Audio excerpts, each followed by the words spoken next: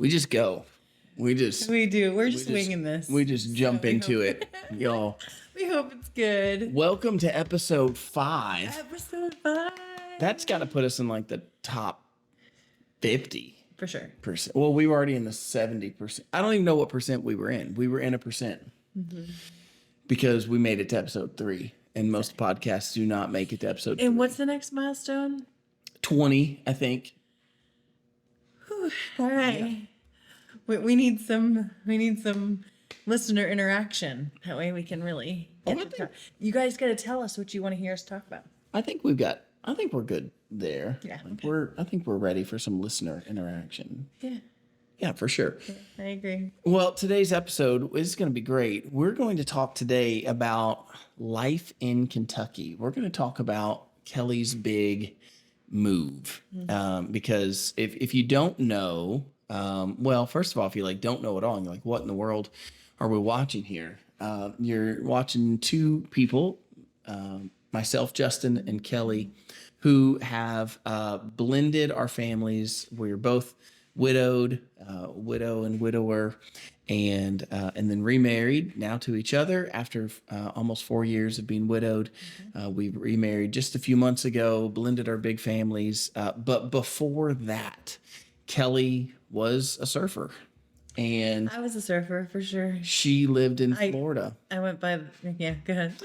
Is it true? Can we start with this? Is it true that in Florida, your schools had surf teams? No. At least the schools I went to, they didn't. Well, that was a rumor. That would have been awesome. Could you imagine if a school had like a surf team? That would be awesome. That's what I heard. That would be awesome. Especially because we lived maybe I just made it up. Maybe I just maybe I just in wanted your dream. I just wanted there to be. If y'all don't know this, it's a pipe dream. No, not a pipe dream. It's like a bucket list dream of mine to surf. I had two big ones. One of them sort of have done snowboard. Snowboard was one. You did good.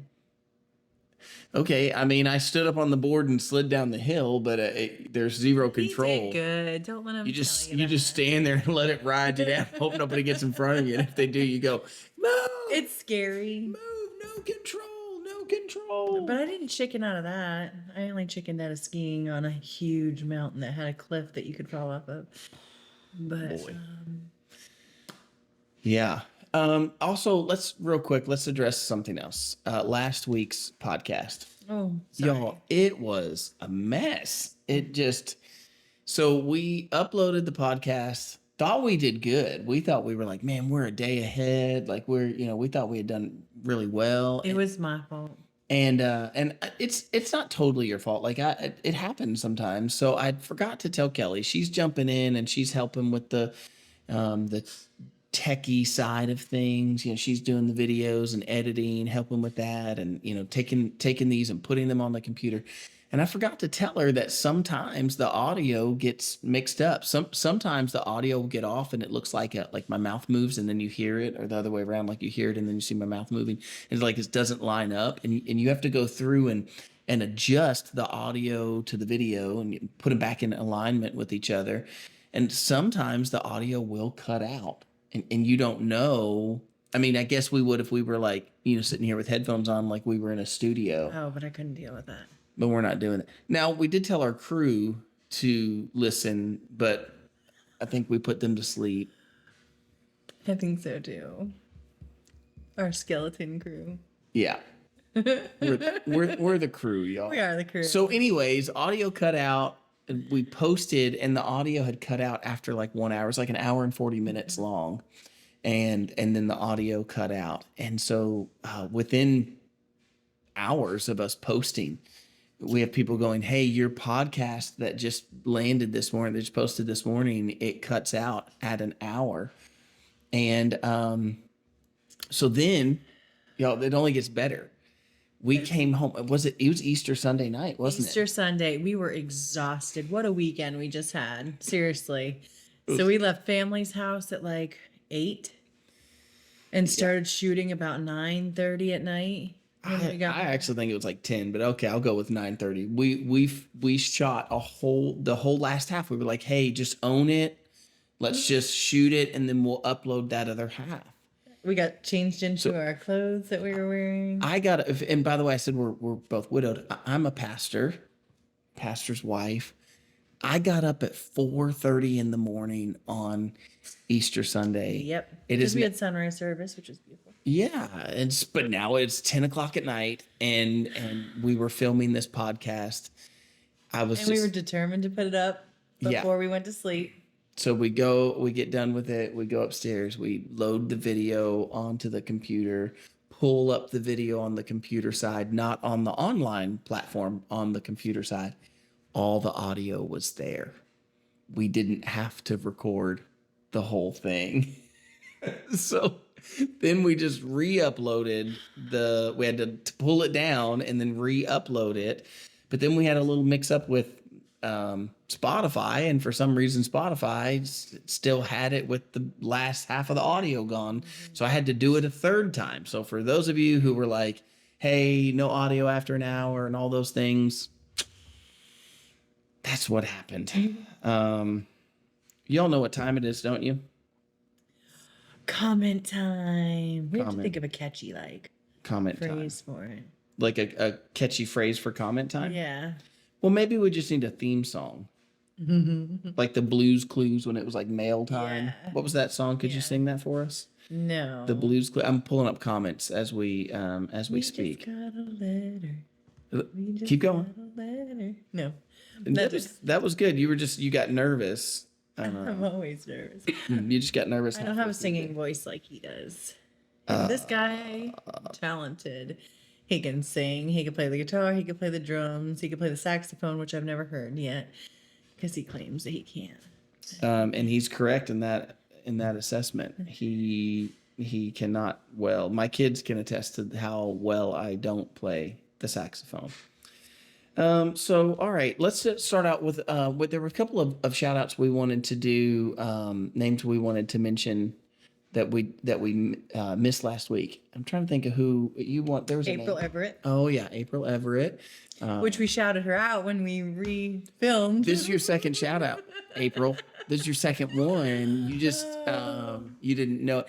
She's just always so encouraging. She's always got like an input on things, a good input, and it's just she's a fun. That's right.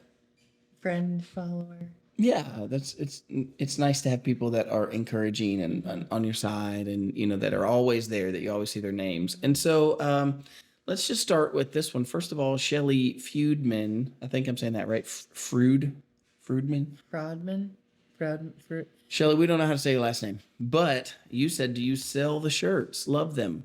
But yeah, it was like the whole thing. Yes, we sell. We totally sell the shirts. And then which I put the link in there. And then somebody sent me this like private message, if this is you watching right now, and they were like, tell me you're not selling shirts. What are you doing? Y'all, like we have to make a living. Do you know how many kids are in this house? But we make like $1 on a shirt sold. Like there is no. It's not a lot. It's just for fun too. It's. We would love to be able to give everyone a shirt. Oh, I mean, honestly, like if I could, I would. Yeah. Y'all talk to YouTube for me and let them know that y'all, we make dimes upon dimes from like the amount of dimes is got to be at least 10. Yeah. 10 dimes, maybe 10 times, maybe 10. 11. Anyways, yes, we sell the shirts, and no, we don't see it as wicked to sell the shirts. Mm-hmm. Yes, this is a ministry. This podcast is a ministry. We discussed that in the last video, those who felt help and healing from the podcast. And we have a whole lot of stuff that we're putting out for free. Mm-hmm. We don't personally make the shirts. We order them. And so, thank you, print on demand things. So anyways, yeah. Okay, there you go. But if you do buy a shirt or a sweater, take a picture and send it to us. Oh, yeah. Because I like to shout y'all out. I think it's so awesome that you guys are supporting our podcast and our lives. And so send me a picture. They're going to go on the stories. On Instagram. Yeah, those of you. And some of you have them. We're waiting on those pictures. Car. Shout out or call out. Deb Alsdorf, she said, I've never heard of sip-ups. We've always said Capri Sun or juice box. If y'all remember the last episode, we're trying to determine if Kelly's made up the word sip ups or not. I didn't personally make this up. Obviously, my family did. I don't know. Northern people, do I have any? I'm originally from Massachusetts. So the first 9 years of my life, which isn't much because I'm a Floridian. I was there 30 years. But the first 9 years of my life was Massachusetts, Plymouth, Massachusetts. So I need some Northern people to chime in and be like, you're crazy. We didn't say sip ups either. And so we're not sure where you got it from. I've literally never heard the term. I mean, the first time Kelly said it, she was like, "Oh, you've got some sip ups in the fridge," and I'm like, "What do we have? What's in the fridge? What's happening? What's a sip up?" I mean, is that like I didn't make it up though, y'all. Somebody get my back here. Just somebody, anybody. Yeah. Moving on. Back to Shelly. She actually has one more that we could answer. It says, "I was just wondering how old you both are, and you guys are so funny and cute together." Why is that a question? I wonder. Why? I don't know. You want to answer? Kelly's 30, and I'm 40. Yes. It's not true. I'm 40. And I'm 42. 42. You don't look a day. I just turned 42. Yeah, you don't look 42. Gorgeous. All right. Jack Rutledge. so He's an old friend of mine, Jack Rutledge. He said, "Justin, so happy to see you found love again. You know, who I think would be happiest, your late wife. She would want you to be happy, and you sure are. Hope life continues to bless you." Jack, your old radio friend from Louisville. So he was a guy that he got us connected with some local radio stations with my business years ago.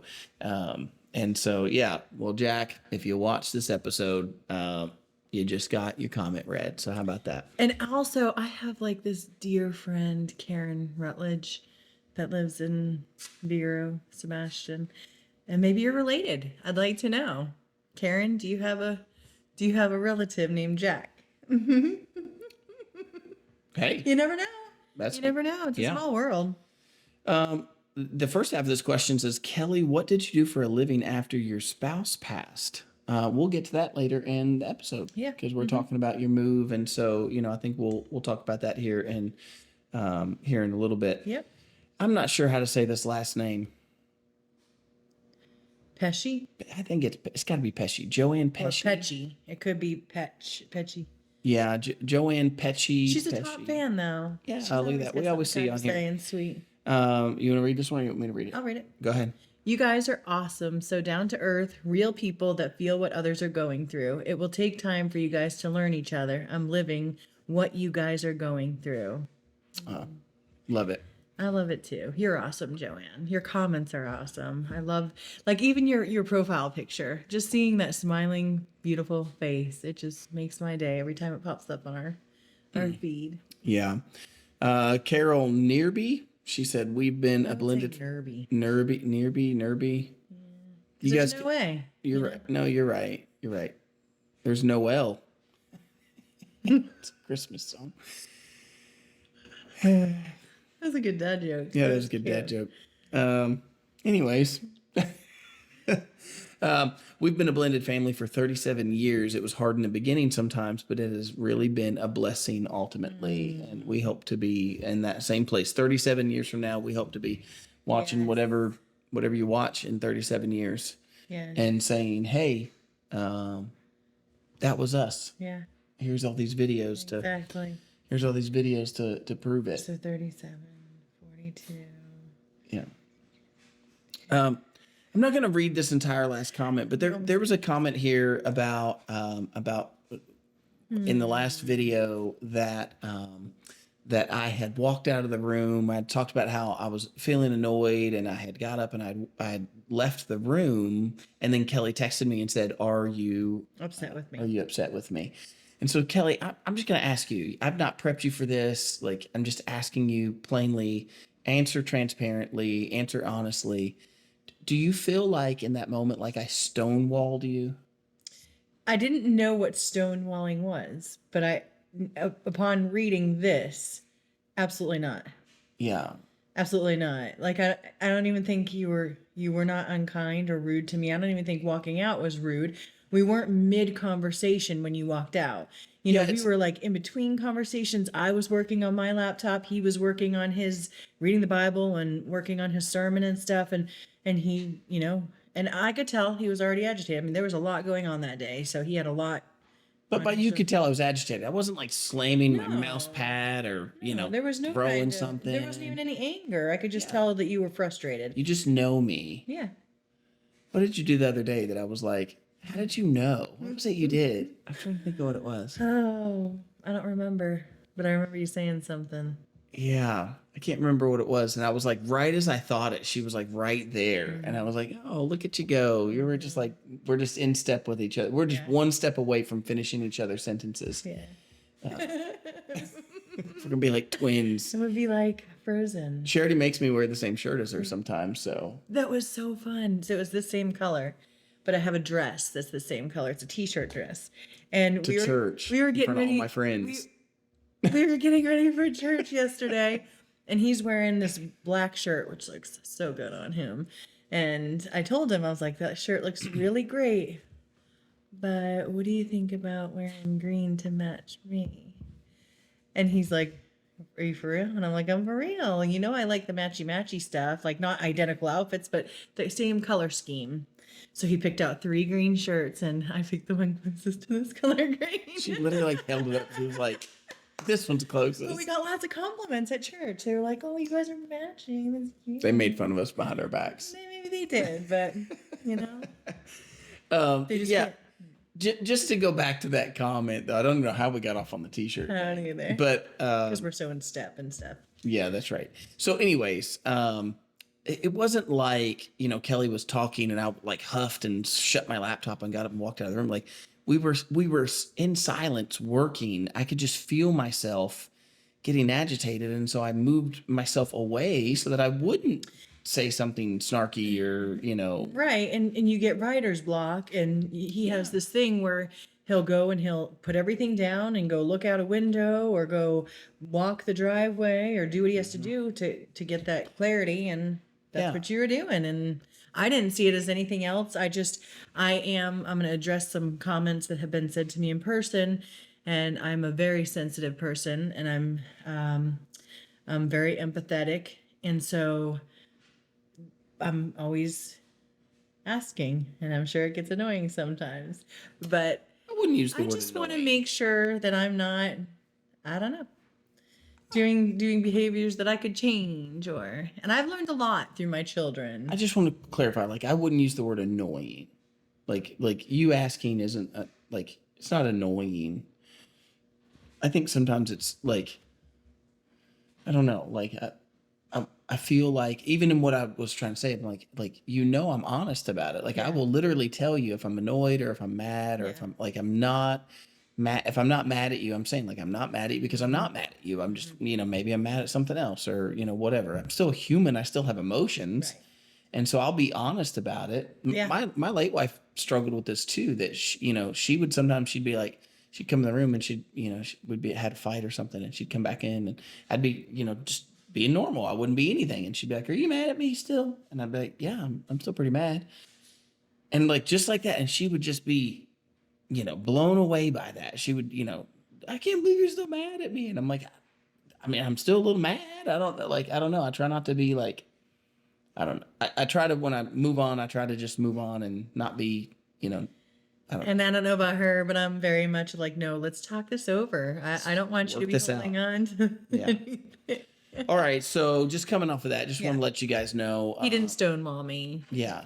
When she texted, I answered. I went upstairs a few minutes later, and we had a great conversation, and it was fine. Yeah. It wasn't like that. Mm-hmm. For those of you who ever write, though, a little tip for you. I read this a long time ago, and it really does help. Like, get your eyes off of the electronics and, like, go outside or look out a window and, like, nothing. Give yourself nothing. No distractions. No music, nothing in your ears. Nothing that could distract you. And so if you're trying to write something, if you go and look at kind of nothing, if you will, just, cloud watch, if you will, pick something else, watch the traffic or whatever, but just let yourself, like when you were young, when you were a kid and you were bored and went out and sat on the front porch or whatever. Look to the clouds. Yeah. Give yourself a little space to do that. And it's amazing the clarity and the thoughts that can come by just giving yourself a little bit of space and getting away from the screen. Staring at the screen sometimes is problematic, and certainly getting on Facebook or Instagram or something never going to help. Don't do that. So there you go. I've got one more comment just because I want to make sure to get it in. Rebecca Walker, that's my daughter, and she says, "It's all really Capri Sun, just like Coke." And even the Coke thing, that's a Kentucky or Southern thing. Now, some of We you don't may not call get that. all sodas Coke in Florida. It's No, everybody else in the South does, but Florida is the north of the South. I would disagree with that, but You've agreed with it in the past when I've said it. Everybody from New York defects to Florida, and so then you just end up with everybody from Massachusetts, New York, yeah. it's like Everybody from Louisville visits Florida. Like that's the beach we all go to. yeah. Nobody wanted to go to Virginia Beach. No, we're going down south. We want to go to Florida. And just like no offense, but like South Carolina beaches and stuff. Ooh, if you're from South Carolina, she just dissed you I'm pretty sorry, hard. and I've never been there, so I might be speaking out of turn. Stop. I just look okay. You just said no, that? hold on. Let me give them some praise though. And this is I'm probably gonna get some hate for this because Nicholas Sparks, I know he writes movies and there's cheating involved in the movies. I don't see those things when I watch Nicholas Sparks movies. I just see the love story. I am like the biggest lover ever. Like I don't like them, but go ahead. but anyways, all those movies are in like based in North Carolina, and Yeah. there is just a spot there that is so beautiful, like the Outer Banks and stuff. Yeah. Gorgeous. I would love. All of I mean, beautiful setting, sure. But when I go to the beach, I want crystal clear oceans. You don't want it to look like muddy river water. I want to know what's coming at me. I might not be able to get out of the water fast enough, but at least I know what's coming at me. I don't know that that's better. It kind of is. Well, hey, all right. To that, let's get to our topic for today. And our topic for today is life in Kentucky. Yeah. Moving to Florida. We have this first question. Yeah, moving from Florida. Let's start with the question that we got from our comment there, which was, okay, so your husband passed, Jonathan passed, and what happened in Florida? What happened with your job? Where were you working? And what happened with your rent? I think that's a start. People need to understand that, who are questioning like why. I mean, it's a big move, 1,000 miles. Yeah. Wasn't it 1,000? Yeah, that was exactly 1,000 miles. Yeah, 1,000 miles to move. So, what was happening in Florida? What were you doing after your husband passed? And yeah. Can I answer a question for people who have asked me before I get into that? Sure. So I have a lot of people comment and say, did you move to Kentucky to get closer to Justin and get to know him better? Listen, this man was my best friend before I moved here.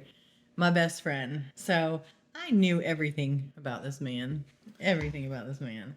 So there was nothing I needed to come here and get to know better. Plus, you're like a Facebook FBI agent. I think all females are.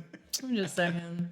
But anyways, I moved here first and foremost because the Lord guided my steps here. Did I pray for it? Absolutely. But I prayed for open doors and slammed doors shut. Like I always pray. When I pray to God, I'm always like smack me in the face with it, because I don't do subtle. I can talk my way into or out of anything if it's subtle. So I need like a hardcore, this is what you're supposed to do, and that's where I'll get into this. So I was not working. Oh, I was working at Chili's. I was a server and Q&A there.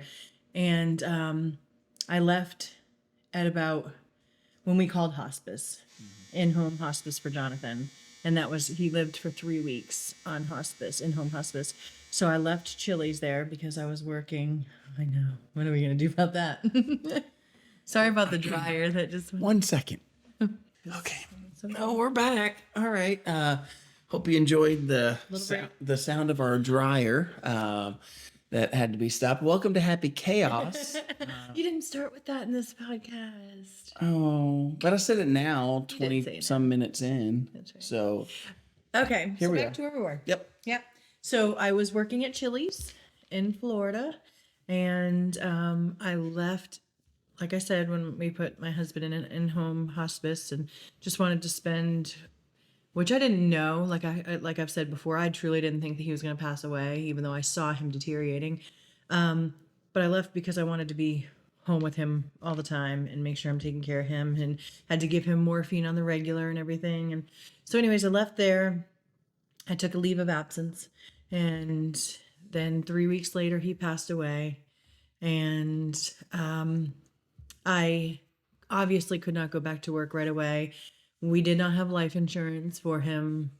It was me taking care of everything. And so we did have a disability for him because he was diagnosed 5 years before he passed away with type 1 diabetes, and they found things, and which I spoke about in one of the episodes, in his hips and stuff, and just totally passed by it all. And that was the start of his cancer.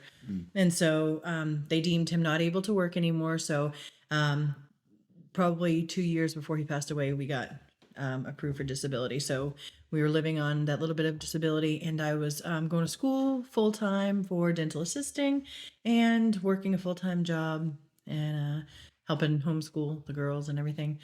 And so he passes away, and I don't think I really had a thought on where my money was going to come from and how I would supply for the girls. I think it was just the deepest grief that you can be in. But you did end up going back to Chili's, right? Yeah, within probably 6 weeks.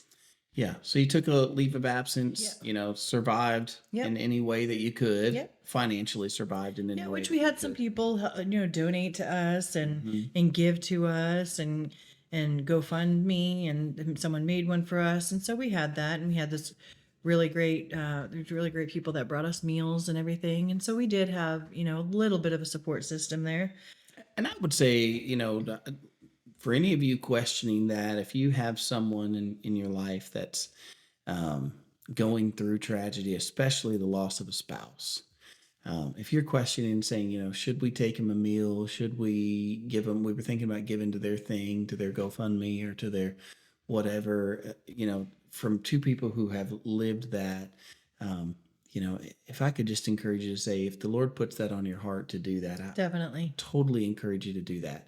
When you end up in a place of debilitating grief, loss of a child, loss of a spouse, that time to be able to just process, what just happened and where you are in life, and financially, it can provide that time. Yeah. For someone to be able to do that. So I would totally encourage. I had that blessing as well. A lot of people knew of my wife passing and had given us money when she was alive, and people gave us money and donations and things after she had passed, gave us as in my family. And it was a huge help.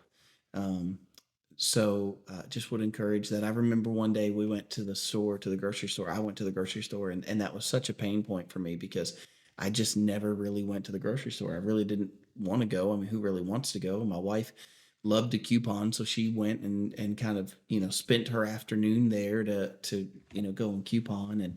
And so for me, like, going just felt like terrible memories. And I remember being at the store and just being so tore up. And this was still during COVID stuff. And so stores were a mess. And I'm in Kroger and trying to just deal with that. And a guy came up, and he didn't even know me. And he came up and he was like, "I know you. You're Justin Walker. You don't know me." But he said, "I want to pay for your groceries today." And he followed me up to the register. And I mean, I have 2 carts of groceries. I had 6 kids, I mean, Kroger, by the way, get bigger carts. Y'all need to get the Costco carts. Agree. Costco carts, whoever sells Costco their carts. Yes. You need to sell carts to or Kroger. Just let us use the things you do for the outdoor pickup. Anyways, here I am with 2 carts, pushing 2 carts. I would push one and pull the other. And this guy follows me to the register and paid for my groceries that week.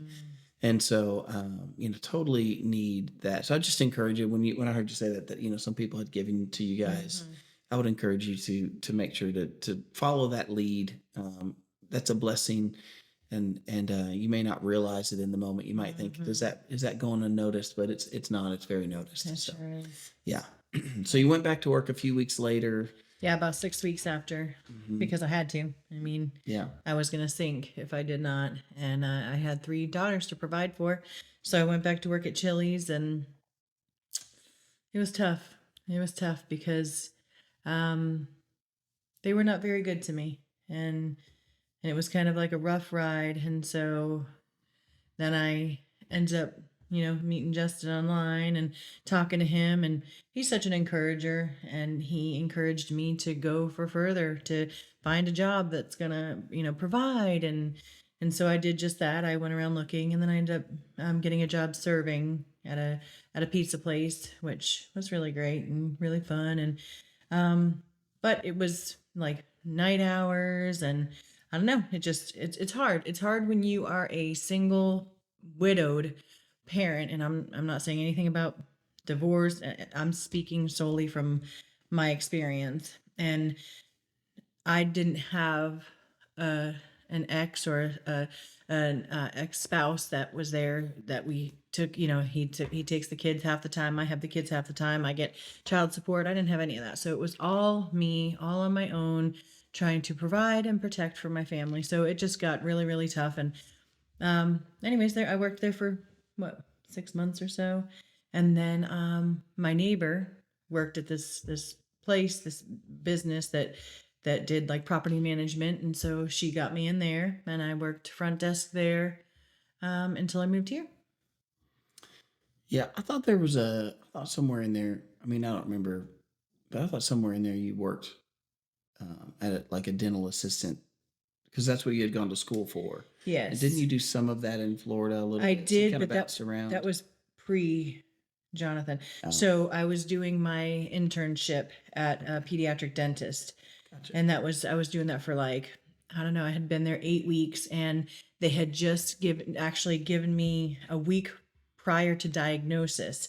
They gave me a job offer and said they loved to have me there, so I took the job offer. A week later, he got diagnosed with cancer, stage 4 cancer, and I left my job at that time, or the dental job. I was going to work both. I was going to work dental during the day and Chili's at night, but I left the dental job. And Yeah. yeah.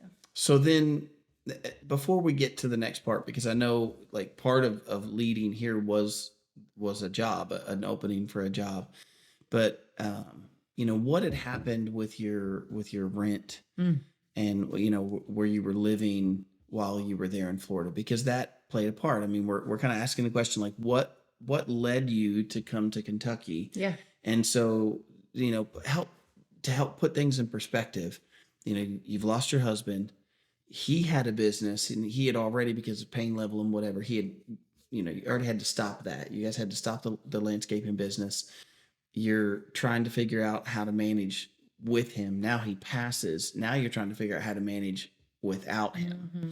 And so you're, navigating the financial responsibility of that. Yeah. And then couple that with, here you are in a state. Remember, this is post COVID, barely post COVID. And so Florida is the kind of free state, if Mm-hmm. you will. So all of us in our nutty states where, they're making all kinds of crazy, Lockdowns, masks, and all yeah, that kind of yeah, stuff. lockdowns and masks and Mm-hmm. quarantines and forced quarantines. And, I mean, it was, I'm amazed sometimes when I say stuff like that and people look at me strange. I'm like, have you forgotten? Like, it was crazy. So people were flocking To Florida because we were free. to Florida. And so what happened with your rent? So we actually started renting this house in 2020. So we put in the application for the place, and 2 weeks after we put the application in, Jonathan was diagnosed with cancer. Wow. And so we explained that to the people that we moved into the house. We let them know, we have disability, and I'm working, I'm in school for dental, and I'm working at Chili's, and so it all came together. They let us move in, and so rent was $1,600 a month. It was a 3-bedroom, 2-bath condo, and that was typical, 1,600 all around. And he passed away, and it was time to renew our lease. And my landlord looked at me and told me, well, we're going to have to up your rent. And so, or maybe it was before he passed away. They told me they were going to up my rent, and they upped it $100, and so we were then paying $1,700 a month rent. And Jonathan passes, and then they proceeded to tell me that they were selling the condo that I was renting, and that I needed to find somewhere else to go. And I had 2 months to do that. And so I went looking. I looked everywhere, everywhere in Vero, everywhere in Sebastian, within a 30-mile radius. And rent had gone from $1,600 a month. The cheapest thing you could find at that point was $2,500 a month. And that was for a 1 to 2 bedroom. Yeah. Yeah. And so here you are, 3 girls looking at these, 2-bedroom places that were not in great areas. Yep.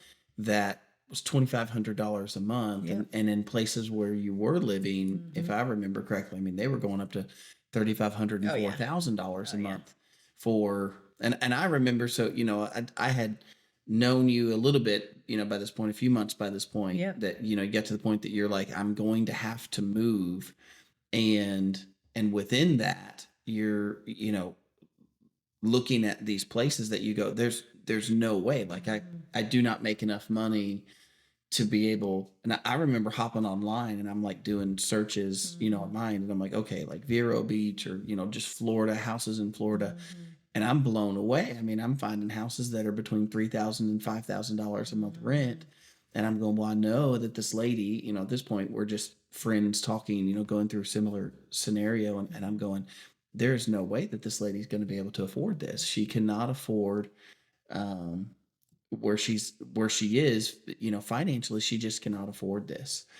And so within that, Kelly had, you'd always kind of had a desire to move to Tennessee. Yeah.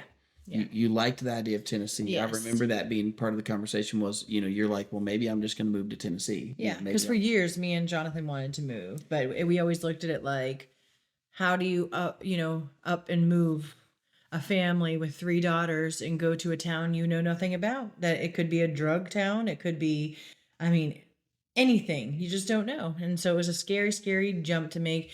And we always, asked the Lord, and the Lord never provided that opportunity to move. And so we never did. And so when I couldn't find anything in Vero, I'm like, well, maybe I just moved. Maybe I moved to Tennessee. But again, I'm stuck with the problem of I don't know anybody. I have no idea what I'd be in with 3 daughters supplying everything on my own. There's no way. I wanted to take that jump. And then I thought, well, Kentucky. And so I actually started looking in Bowling Green first. And you told me that it was like a college town and stuff like that. And so I was like, it's not completely a college town. It's just part of, yeah. I mean, they're not like a party city or something like that. It's a big, it's a big town. I don't know a ton about it. I've got some family that lives over in Bowling Green, but we had actually met and went to Bowling Green. We went to Mammoth Cave, and we had been there. And I don't want to go over that story today because we really want to talk about your move. Yeah. But so you had, visited and seen Bowling Green and Kentucky, and I remember from my perspective, we got on the phone one day and you said, "All right, what would you think?" What would you think? This is what she said to me. She was like, what would you think if I moved to Kentucky? And I'm like, you're a free woman. Like you can do, I remember saying something like that. Like you are a free agent. You can go where you want. Like I couldn't tell you that you can't move to Kentucky or not move to Kentucky. And I remember you talking about Bowling Green, and I'm like, I don't know a lot about it. If you ask me about an apartment or a house in Bowling Green, there's no way I would know much about it. And then that led to the next thing, which is the job. So yeah. Well, it also led to, well, where do I go in Kentucky? And so I started looking. I asked him what were the towns around you? What are the surrounding towns? And so I looked in LaGrange, and I looked in a couple other places, and I ended up finding an apartment, and I applied for it same day.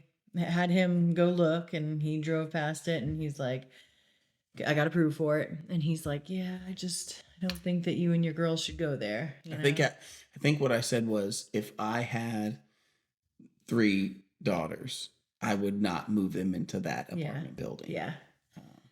And so at that same time, I applied for a job, a dental assisting job here in Louisville. And I got a Zoom interview, and she hired me on the spot in the Zoom interview. And so these doors were opening wide open, and I was hired immediately and got approved for the first apartment immediately. But he continued to help me. He's like, no, no apartment. Don't move to that apartment with you and your girls. And he ended up finding a house near him and in the town. I just don't want to mention the name of it. Wise. Yeah. And so he took me through a little video tour, and because I asked the landlord of the place, I said, hey, listen, I have a friend there and he can come and look and check out the house and give an approval or not. And so he videoed me the moment he got there, and he went through the entire house, and I'm like, I love it, it's so beautiful. And so I just talked to the landlord and told her my story, and she said that she had been praying that God would lead her to the right people, and she feels that God led us to her and that we were the people meant for that house. And so I knew instantly, I knew that this is what God wanted for me. Everything just lined up. Everything went smoothly. Our move here went smoothly. Everything was just perfect. Well, so I would just put in there, I think for someone who's wondering, like, okay, what was it? If you kind of pay attention to the fact that it's not really one thing. Mm-hmm. I think that if it's one thing, you probably are going to have a hard time weighing the risk reward of that. Mm-hmm. If you're looking at it and going, okay, what one thing do I need? I mean, maybe you have everything else already lined up, but I'm just saying that if you pay attention in this part, it's okay, you need a place to live, Mm-hmm. you need money, and you're concerned about where you're going to move. Like, is it a good town? Is it a bad town? Do I know anybody there? Mm-hmm. What, like, it's a scary idea on its own that you're going to pack up and move, even sure. more so as a single widowed mom For sure. with 3 girls. None of them can drive at that time. Yeah. So you're the only driver, you're the only one working, you're Yep. the only one providing. And so, how do you up and move your children to a different area? You can't afford to stay in the area that you're in. Well, that's the thing, when you look at it and you say, well, I can't afford to stay here. So what are my options if I end up staying here? Where do I stay? Where do I live? We are going to be homeless. And so I knew Florida was off the table. I could not stay in Florida any longer. And it was terrifying moving 1,000 miles away with my 3 daughters and only knowing you here in Kentucky. Yeah. It was terrifying. Yeah. And I think that's one of the things for someone who looks and they said, well, did you move here just for Justin? Well, you have to understand the fear that would come along with that. Like, we had been texting and talking on the phone. We'd met on a widow group. We've met one time in person. So there's this part that's like, okay, I sort of know him, but and you said, you knew me from like Facebook or, whatever, but there's still that part that's like, there is a potential of problems within that anybody would just have to naturally recognize. And so it just takes me back to my point would be like, if you're really looking for what God's telling you to do, or you're looking for what the next thing for you to do, for Kelly, if you notice, it was a job opening that, could potentially pay enough money for you to survive, and a house that you can afford. You're in an area of town with at least somebody that can give you firsthand Yes. knowledge to say, well, I live in this area and I can tell you this is a nice area and this is a nice little neighborhood.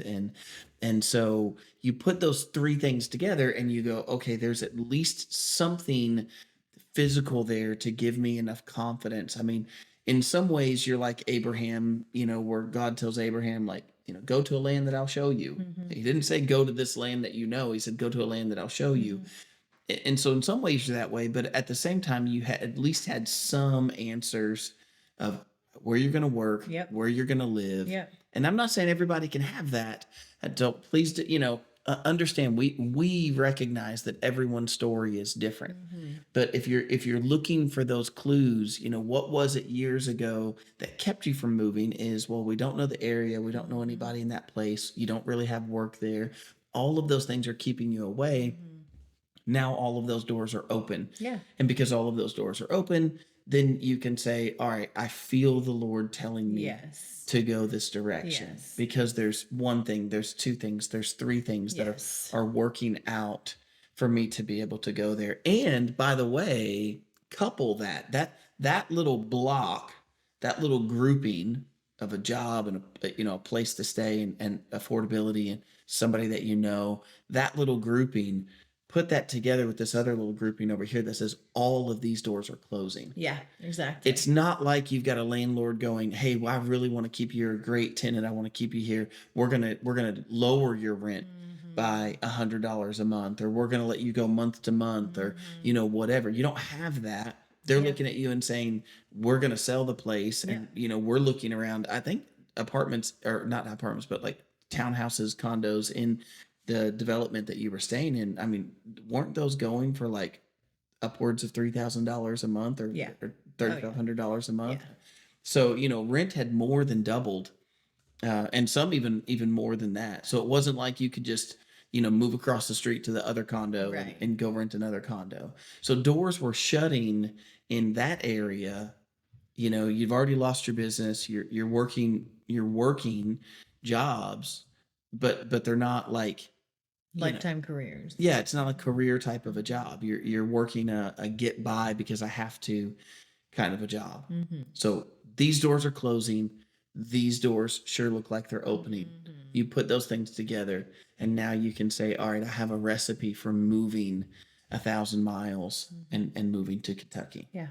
And I mean, I look back now and look at how God orchestrated it. He knew. He knew that we would be married one day, and I don't know, I truly feel like he led me here, and it was all by his design.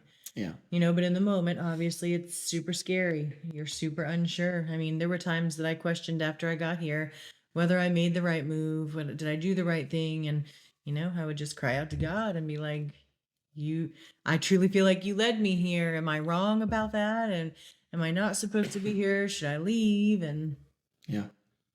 Well, that kind of leads us into the next question I had. That was all under the question of just kind of discussion of the move and what led to the choice to move to Kentucky. The next one is that we have down here is the challenges of relocating with a large family, or here you are with these girls. Like, what's the challenges? I mean, obviously the family is much larger now, but even 3 girls that's a big family. Yeah. So what were some of the challenges that you faced? Here's these open doors that we talked about. We talked about these doors that shut, but let's start at the move. Like, what are the challenges that you're facing, or that you faced when you decided to make the move? What were some of the challenges that you faced? Let's talk about the size of your trailer. What to take? Yeah. I had a 6x. I rented it. Well, because that was another scary thing. I'm like, what do I do? I've never driven a big old U-Haul before. And then you had a lot of voices in your head. I remember being on the phone with you, and you were telling me about some of the things people were telling you about driving a trailer. Yeah. They were scaring you pretty good. Yeah. I was like, it's not that bad. Like, But I'm glad they did scare me, because, even when I drove here, if I hit 65, that thing was swaying. And I mean, there was a time that I thought I was going to lose control of it. And the people that told me the story are my great friends, and her husband actually did lose control of a trailer and flip their vehicle. Oh. So I'm glad for the warning, because Kelly likes to speed. So maybe the warnings were because they know how you drive. Exactly. And they were looking at us like, we treasure this woman and her daughters, and goodness gracious, she was petrified. We stayed at her house the night before we moved here. I think a lot of people wanted to protect you. Yeah. I think a lot of people just, you look and you say, here's this woman who's lost her husband, and she has these 3 daughters, and now you're moving. And I think there's this kind of whoa, wait a minute. But I think for everybody else, they're like, put the brakes on for a second. And you're like, well, the brakes have been on. I think, when you go through tragedy like that, sometimes it spurs on the change that you've already been kind of looking for. It says, you know what, I need to do that anyways.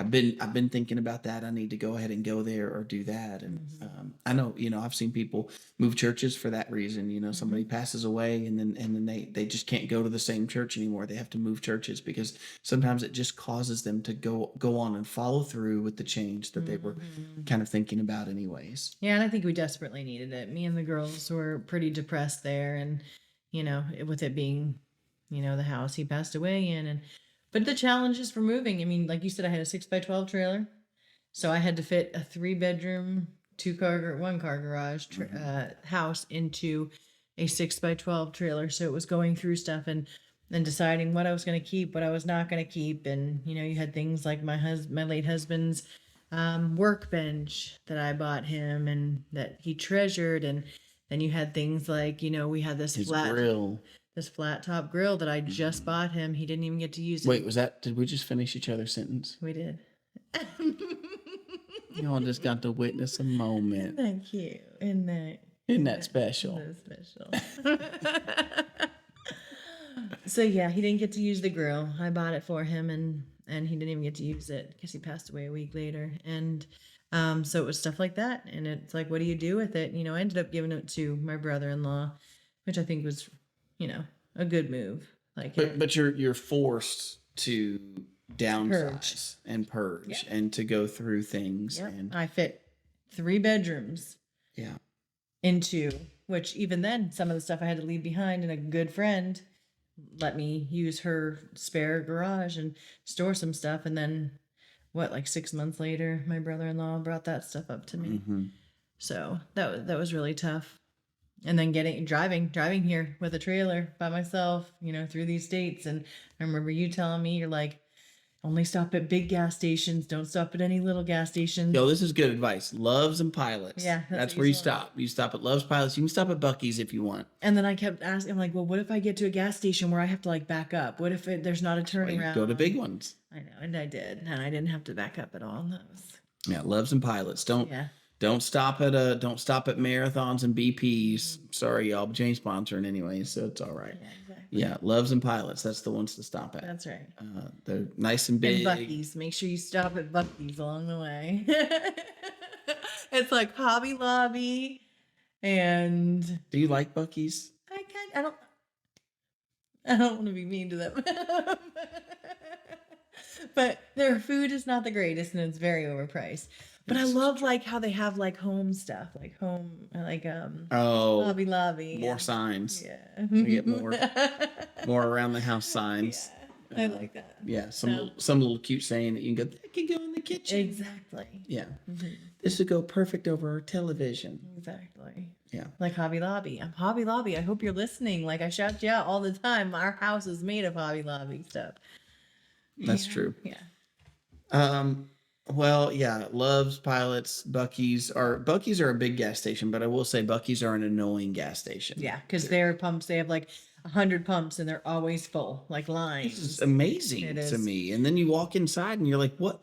Why is it like what Black Friday shopping used to be, but every day of the year? You know what it reminds me of? The New York stock market. Yeah. There's just people talking everywhere, stuff being exchanged, and I'm like, what is happening in here? There's always somebody like, welcome to Buc-ee's. You're like trying to take it in for a moment. You finally found a place to park, and there's all this nutty stuff going on. There's some guy on the side. Welcome to Buc-ee's. Yeah. Okay. Thank you. That felt very welcoming. Thank you. Yep. I'm gonna go over here and get a $19 brisket sandwich from a gas station. There was a time we made fun of gas station food, and now there's people who are like, "Oh, I'm." Hold on, though, Wawa. When are they coming in? They were supposed to be here a long time ago. We were supposed to be getting a Wawa here. Oh, I worked at Wawa, and I feel Wawa. like they need to work on the name. Yeah, They need to work on the name. Yeah, Wawa. But it is so yummy Name. and wonderful. I love Wawa, and I can't wait until it's here. They're supposedly building one, so we'll see. Yeah, I don't. I like to get my food from restaurants. Yeah. I'm wait till you eat at Wawa. You've never eaten there. So. Okay, all right. Well, I'll take you to 7. But even though I'll take you to 7-Eleven and get you a corn dog and a Slurpee. But listen, Date night coming up. we got a 7-Eleven. Publix, what, 2 years ago now? Yeah, we got a Publix here. Florida people love Publix. Pub Sub. Yo, Pub Sub. He is not about it. And I'm like, it's so special. they're It's not that good. How are you going to say that? They're not that good. You can't build an entire empire on They have a lot of great things. mediocre sub sandwiches. The tiramisu. I call it tiramisu, but people have corrected me to tiramisu. He wouldn't like that anyways. He hates coffee. I love coffee. So we do like an acai bowl. There's a place around here called Pliable, and we like them. They're really good, but they're like $14-15 for a bowl, and you go to Publix and get one for like $9.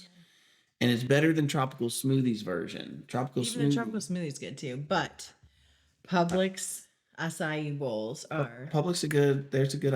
I will give them their prices better. On the acai bowls. On the acai bowls. Which, by the way, someone's getting me tomorrow for our date night. I guess I just found out. I told you this the other day for the drive-in. Okay. And put it on some ice. Okay. Here we go. Looks like I'm getting an acai bowl. But anyways, yeah. So Publix not that great. Sorry. Publix, you didn't hear that. You have someone here who loves you, and if you want to. I mean, there's a lot of people that Send us love a them. gift People are card. like, it's like Buc-ee's. People like flocking to Publix. Have you been to Publix? You've been to Publix? I'm like, yeah, I went and I didn't overpay. It's got sentimental value for me, though. You know, I that went was down our their ice cream store. aisle and I was like, what am I missing? Like, why is your But let's get something straight. Kroger is no better now. A little better. Okay, a little They're better. Because they're $2.99 for a half gallon. and Publix is $8, Is $6. $6.99. Yeah, no, 6. Like $6.29. Yeah, I don't believe it. I don't know. Anyways, But sometimes they have buy one get one. sorry y'all, I'm dogging on Publix. Next time I'll get on Raising Cane's. That's fine with me, but Publix don't take it to heart. He just isn't there yet. I just don't for Raising Cane's. I'm with that. Have you ever seen that comedian that's You like, like their sauce? yeah, but you can't build an empire on sauce and toast. Do you not think that they were that good? I feel like when you wrap a piece of chicken in paper towel and fry it and then hand it to me. It was not that bad. It's lacking some spices. Put some spices in that flour, y'all. Yeah, you bet. remember like was KFC said they had like 13 spices. Do you like KFC? KFC is good. They're just, I mean, they were good. That's what they were good, and then now they're not. Between their customer service and their food quality, and then you have to fight them to give you the better food quality, and you're probably getting your stuff spit in because you fought with them. For sure. To be like, hey, I don't want. I mean, there was a time when if you gave somebody our old potato wedges, you were mad. Yeah. Like KFC goes to the furthest extreme. They're like, oh, we made these a week ago. Here you go. It's true though. It's true. They're like, if Taco Bell can have refried beans, we can have refried fries, and they hand you those, and then they're like, they give you this like shriveled up little chicken wing. They're like, Have you ever tried Publix fried chicken? I have. You didn't like it? They have a special batter and seasoning. It was all right. He's gonna have to try it again. And you know what's great about Publix? Just one more thing. You know that if they ring something out wrong on your receipt, they give it to you for free. They give you your money back, or if you've already paid and they give it to you for free. Wow. Isn't that amazing? If it's the wrong price on the receipt, anything. They're wonderful. I love them. Sorry, y'all. It's late. I didn't mean to yawn. I know. I've been fighting it. So. Well, maybe I just caused it. Don't. Oh boy. Let me get off screen for a second. I'm just kidding. Okay. Let's talk for a moment. We kind of got there a little bit. My next one was the differences between Florida and Kentucky: climate, lifestyle, community. What do you see as some of the differences? What we've learned is that Kentucky does get hot. But not as hot as Florida. You try to do this. You're coming up on summer. You're gonna have to eat these words. I'm not again. eating any words. You are. Okay. Florida is a consistent Hold on. heat. Right. But And so listen, y'all. listen. So We get just as hot here for about 20 days of the year. And for those 20 days, In Florida, it is miserable hot for 6 months plus of the year. Y'all want to hear something funny? Kelly used to call Florida. You want to know what her name for Florida was? Don't. Okay, I won't if you don't want me to, but I've already brought it out. Now they're going to want to know. I know. Why did you do that to me? She called it H-E-double-hockey. Okay, anyone from Florida can agree with me that at times it is that. She did not like the heat No. in Florida. I hate it. I think that, I think it gets just as hot here. That's what I think. And now I'm known for wearing my shorts in all seasons here, like when it's dead of winter. And everybody has something to say about my shorts, including a comment. I saw. We don't read those. Okay. Y'all want to hear a funny story? So Kelly she took a little while to grasp the idea that we get cold here. So the climate is vastly different here. We get seasons. We get all the seasons. Beautiful. Yeah, beautiful seasons. And but Kelly had moved here, and I took her to a Phil Wickham concert, and it was at a big church. And I wanted to look cute, y'all. And so I was on a date. And so, were we dating at that point? We weren't boyfriend and girlfriend, But you're calling it a date. well, it was a date. And so, so here we go. We're going into this Phil Wickham concert, and y'all, it is February, and it is freezing outside, and Kelly is wearing a dress, like a skirt type of a dress, and she is chattering. She is so cold, and people are like, even walking in, people are like, "You're not from around here, are you?" She's in flip flops and a little skirt, or same thing. She'd come come around. It's 5 degrees outside, and she's wearing shorts, and I'm like, "You can't do that here. You cannot live in shorts here in Kentucky. You're gonna have to." Now you did better this year. I did. You found. I put the flip flops away all winter long and didn't touch them until almost spring. Yeah. So there's an adjustment there. Like, it's just not flip flop weather. You can use it to go get the mail, and then that's about it. That is about it. Yeah. Even then, it's usually snowing or so cold you have to have something else on. Yeah. But I'll tell you, like, it took us a while to get there, because there was a whole lot of times that I would like pick up Kelly, or and he'd look at me and say, "You sure you want to wear those flip flops?" And I'm like, sure. I would even offer, I'd be like, "Before we go somewhere, do you want me to run you by your house? Get a pair of pants, get a pair of shoes, some socks, get some gloves, get it." It's winter here. You can't do that. I live in dresses though, and shorts. Climate was big. And how about just like lifestyle though? Just like lifestyle and community. Like what do you feel like the differences are, between Florida and here? People are so friendly here. Mm-hmm. I feel like people are angry all the time in Florida, which I don't know why. You live because by the they're New beach. York. That's true. That's true. So listen, Florida is the most southern extreme of our states, and yet they're the most northern. Mm-hmm. You have the South, and then you have Florida. I can see that. Yeah. I can see that. But so people are super, super friendly here, super inviting, no matter where you go to the gas station, they're loving, and you go to, fast food. Welcome to Buc-ee's. Really though, like you go anywhere in Florida and they're like, you go to a restaurant and they're angry, and it's like, why? Find a different job if you're that angry. And anywhere you go, they're just angry, except at Publix. Publix in Florida, they're all happy. And the Publix here, they're happy. They're good employees. But anyways, here, I feel like everybody's happy. Don't all the Publix employees have a little bit of ownership in the company? Mm-hmm. So I think same with Wawa. Yeah, that probably helps them to have better employees. Yeah. So they have a little stake in the game. Yeah. But very loving here. Very loving here. Yeah. And there's other parts of it as well. Like, our lawns aren't sand. So there's that. And this is one I haven't heard you talk about in a while, but when she first moved here, she loved the hills. Whenever we drive anywhere, there's hills. How'd you talk about it though? What did we just talk about the other day when I said, "Can you please take the back roads there?" No. Okay, yeah, but I'm saying when you were in Florida, flat. It's flat. There's no the Yeah. the biggest anything you have there is our landfills. My kids get a real big kick out of it when we visit Florida. Sometimes we'll go to Panama City, sometimes we'll go to Destin, and there are these signs, and it'll say, it's like warns you that there's a hill. Oh, she did it. She yawned. It was coming and I couldn't stop. Sorry. There's these signs, and it'll say like limited sight hill, and it's like a warning. There's a sign because there's a little hill, like right as you're first getting into Florida, coming out of Alabama and getting into Florida.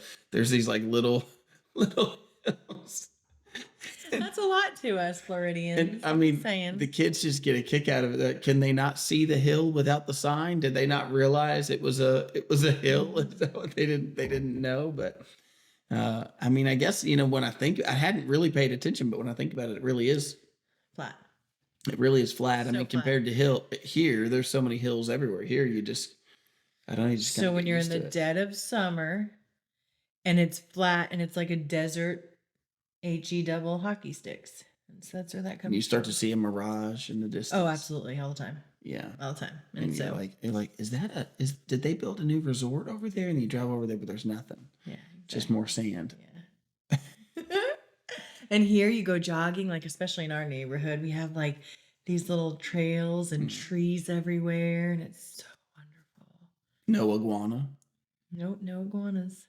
No iguanas jumping out. No, that was never a problem for me. Oh, really? Mm-hmm. I wasn't afraid of them. But they were there, right? Yeah.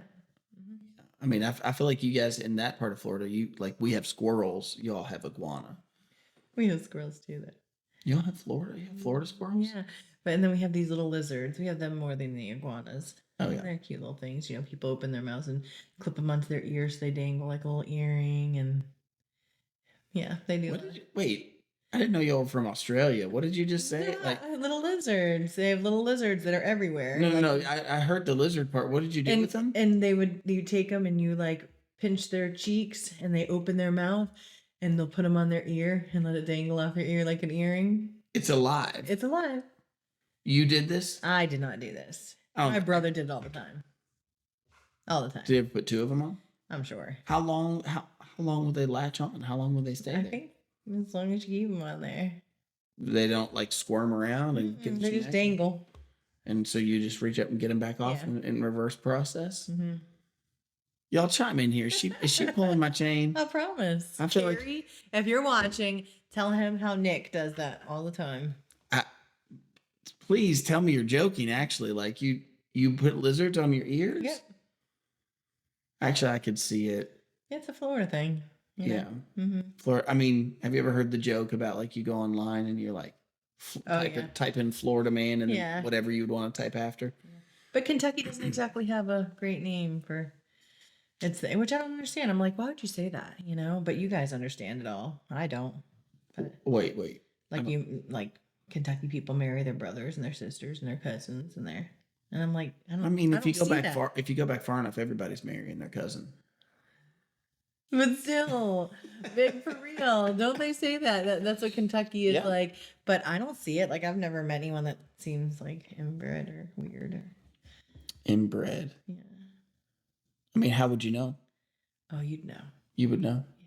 But you've never met. Like one eye's looking at you this way, the other one's this way. You saying everybody on one side? Everybody with a lazy eye is inbred? Stop. Why would you say that? We're gonna have to cut that part off of here. I didn't say it. She said it. But I didn't mean it like that. I don't think they think you meant it like that. So, anyways. Yeah, anyways, on to the next thing. Let's get off of that. Well, I think we're still just talking about just kind of the community, the difference in lifestyle and community between Florida and here. And, I think, cost of living is way different here. Milk is $2 a gallon here. You want to know what it is in Florida? I'm going to take a guess. Hang on. I'm going to say $4.50. More like $6. I don't know if it still is. I haven't lived there in 3 years. It's actually 3 years last weekend that I've been here. So consider this for a moment. Like here, you see this, like our biggest bill for the month is our groceries. It's the number one thing is that we spend the most money on, more than insurance, more than mortgage, more than car payments. But we do have 9 kids, 7 in the house. So we do have 9 mouths that we're providing for here. Yeah. That's a huge, and 3 of them being boys, teenage boys. They eat. So, and a little Mila. She eats too. So consider though that if you're in Florida and the food is like, okay, let's be fair though. Milk is $6 a gallon, but we have things that are much cheaper. Like most other stuff is cheaper than here. Yeah. Like milk is just one of those things that I've always been like, how are you guys paying $2? We're paying, but everything. I mean, it equals out overall. Kelly was bragging on this Natalie's orange juice. Natalie's orange juice. Seriously, if anyone that works for Natalie's, because you know that they have a factory. Vero is here. Fort Pierce is below us. That's where their factory is. It's like LaGrange to us. Sure. Okay, so are you gonna bash Natalie's? No, I was just gonna say in Florida you had Natalie. She's like, Natalie's is so great. They're so awesome. They're whatever. And then she moves here, and here's Kroger has a Natalie's, and it's only $5.99 for a half gallon. Where in Florida, it's like $8.99 for a half gallon, and it's right there. Yeah, it's more expensive in Florida in the same where it's made. I bet you find out that they actually probably like ship it and then ship it back or something. Sometimes companies do dumb stuff like that. That's true. And you're like, wow. But Natalie's is a Christian company. They have a Christian fish on their logo. They rave about Christ, and I love them. Plug for Natalie's. That's all I know about Natalie's, y'all. Yeah.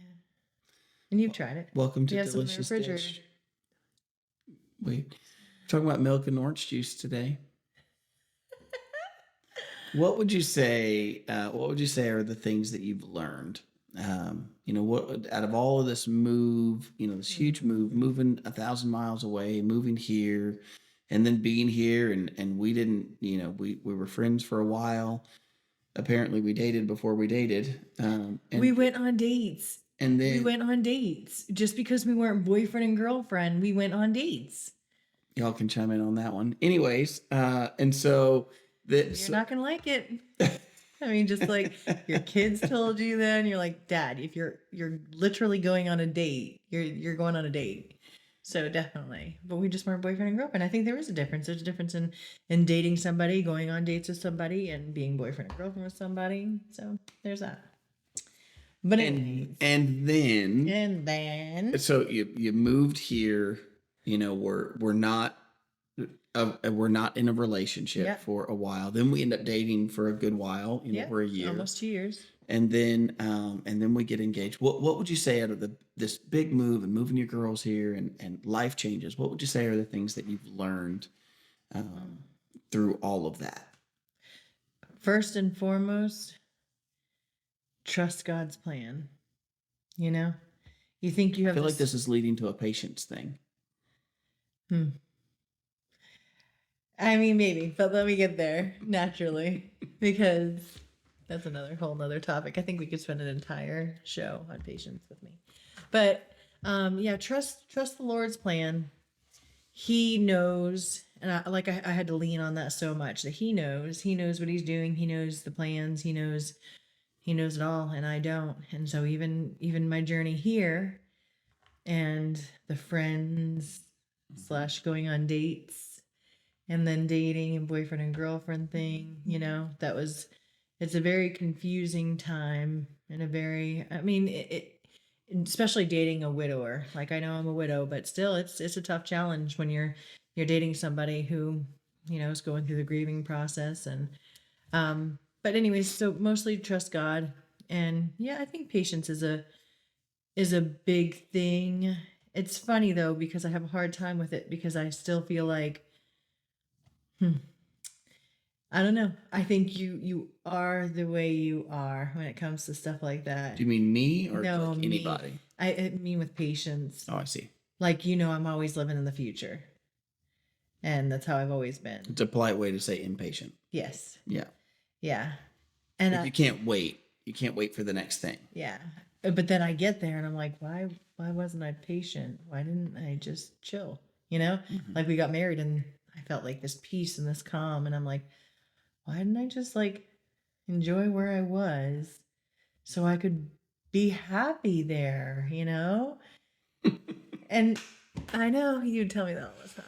But But y'all just don't even know. I would tell Kelly, I would be like, I just want to encourage you to just enjoy where where you we are. are. Like we only get this Yeah. once, Just like when you asked me to be your girlfriend, it was like, you only get this one time. You know, we're boyfriend and girlfriend. You're my girlfriend. I get to call you my girlfriend, and you get to call me your boyfriend. I'm over here like, I don't care. Can I call you my husband? It's like, I don't want to call you my boyfriend. I want to call you my husband. Wait, you wanted to get married that quick? Yes. Yes, I did. But I said, Do you see Kaylee? oh yeah, yeah, Apple apple tree. Very much so. Yeah, Like for I've sure. been like that since I was a little girl. Like Yeah, I know what I want. I know I want to be married. And when you know who you but want to be married to, but now you look back and you can say, yeah, be happy where you are. and Be so content where you are.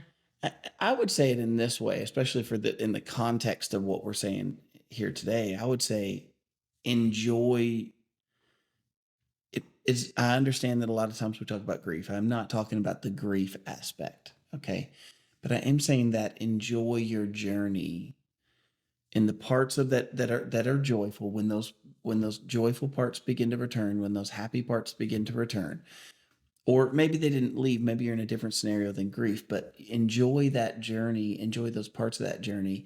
There's always going to be new things, and it's easy to miss the place that you are. I mean that in the truest sense. Like whether you're stuck always looking in the past, then you're missing where you are. Mm-hmm. And if you're stuck always looking at the future, always longing for the next thing to come, then you're missing where you are. Can I speak into that though? And the way I feel about like I wanted to be your wife. Do you disagree with that statement? Like to say enjoy being where you are? No, not at all. I totally agree with you there. But I think I'm speaking to a lot of people. I've seen people say this very same thing, and it couldn't be more true. I only knew how to be a wife. I was married for 15 years. I only knew how to be a wife. I didn't know how to do this dating thing. I didn't know how to be a girlfriend. I wanted to provide like for you at home. Like I wanted to be a homemaker in your home. When I come over to eat dinner, I wanted to cook. I wanted to clean for you. I wanted to be all those things that a wife is because that's what I knew to do. And I don't know how to be the girlfriend. I went from 14 years of married to now I have to be a girlfriend. So that's a really hard thing Mm-hmm. when you've been widowed. And I've seen other people say the exact same thing. They don't know how to be a girlfriend. And I think it has a lot to do with it. I think it's good to recognize where, maybe why you're doing the things you're doing or why you feel the way that you're feeling. But Yeah. but it doesn't take away the part that says enjoy that part of the journey. For sure. There's if you're let me just give that hope to you all who are, if you've been widowed and now you're dating and you have somebody, I know that feeling that can be like, there was a time when I was married and I never thought I was going to be here again. And I could say the same thing about like in your case about being, moving into a new house and kind of packing up all your stuff into this little tiny trailer. There's probably a time in your life and you're like, I did that when I was, 18 or 19 or 20, whatever. I've done that once in my life and I never thought I would be here again. I thought I was more established than that. And there's that part that you can totally get lost in that feeling of like, I know I did for a while about like, I was married and now I'm back here and I never thought I would be back here again. And it just never even crossed my mind that I would ever be in the dating, Absolutely. Into dating somebody. In my mind, I was married and that marriage was for the rest of my life. I didn't really put it together that marriage was until the end of her life, Right. but not mine, that there was going to be more life for me to live. But I can say that along that path, the Lord has really opened up my eyes to enjoy the journey, enjoy the path that you're on, enjoy today for what today is in the parts that you can enjoy. I mean, when the sad parts hit, I'm not trying to be some sort of like, I don't know, what's the word for like what's it when somebody like likes to hurt themselves? I can't think of the name right now. It's late. I can't either. Masochist, I think is the name of it. I think that's what it's called. When you, it's not. I'm not saying like it's something that you should like enjoy the pain. That's not the part. But you know, when your kid is on the basketball team and he gets to play in the game and you're excited and you're videoing them, enjoy that moment. And you know, don't lose sight of that moment because you're too busy longing for the days that you had. You can't get there. You can't go back to those days. And you can't get to the days in the future by wishing that you were there, wishing you were past this. That's also not going to get you there. Yeah. You are present whether you want to be or not. Yeah. So trying to learn to enjoy that, I think, can be really helpful to just say, I'm just going to be. Now, you don't have to go to the extreme that I went to of like, you know, I don't want to live with the calendar for a year. I don't want to have a clock for a year. I do still think it's a great idea, but yeah, but you don't have to go to that extreme. But to say enjoy the day, I think is good. I think that's a good lesson to learn, and it helps with the patience factor. When you're enjoying today, it helps you with the patience of not being so worried about what you're missing out on, or that you're longing for. So, all right. Well, we are so glad you guys came and joined us on the Happy Chaos podcast. I got one more question. If you made it all the way to the end, I got one more question for you. We're thinking about getting another little neon right back here. What would y'all think? We're thinking about putting a little Happy Chaos one. The idea that we kind of have going here is that the Whole Truth is going to be kind of this umbrella ministry. So you have like the Whole Truth with its Bible study that I'm teaching through. You've got the Whole Truth with short videos, like short little consumable videos. And then you have the Whole Truth, the package that says it's this podcast with me and Kelly where we're sharing about our lives and what's going on and you know, how we got where we are, but also where we're going and what the Lord's doing. And so you know, we're definitely sticking with the podcast for a while, at least episode 20. Yeah, at least. At least. Yeah. Actually, the podcast seems to be going really well. Yeah. With lots of comments, lots of engagement, lots of views. You know, you guys are passing it around and talking about it. And I thought it was interesting. I've had a couple of scenarios now where, you know, I come up on somebody and they're listening to the podcast and I'm like, well, that feels strange. I love it. Yeah. I mean, I've had that happen a few times with other things like sermons or Bible studies or whatever, but with the podcast that, you know, felt new again, like, oh, you know, that's the podcast. That's so anyways, we're thinking about putting a Happy Chaos neon behind us. I don't know if it would be like a full on custom, like the smiley face that we put on the shirt, or if we would just incorporate the smiley face into the, Happy Chaos. Yeah, because I want to make the smiley face for the O in chaos. Yeah. Well, you can even chime in on that. Should we go with the same like circular? Should we make it like a circle one with the smiley face, like what's on the shirt, or should we just put that smiley face like Happy Chaos, but make the O a smiley face into the smiley face? Yeah.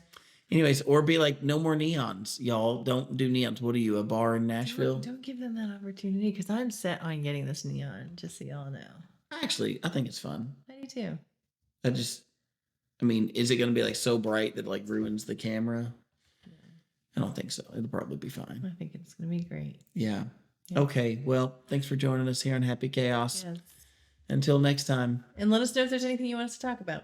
Yeah, we love that idea too. Yeah. If you've got ideas of stuff you want to hear about, drop it down in the comments. We'll try to answer your questions. Exactly. And if you got a shirt, you gotta send us the picture, please. And if you haven't got a shirt, get one. That's another one too. Yeah. Exactly. We need more dimes. And I've had people ask me, do they come in other colors than white? Because I can't keep white clean. Lots of other colors, y'all. Lots of other colors. T-shirts, sweatshirts. Yeah, it's print on demand. I'm going to have mugs. I think I do have a mug on there already. I think we do. And maybe some bumper stickers. Yeah. Do people even rock bumper stickers anymore? Democrats do. I see the bumper stickers all the time.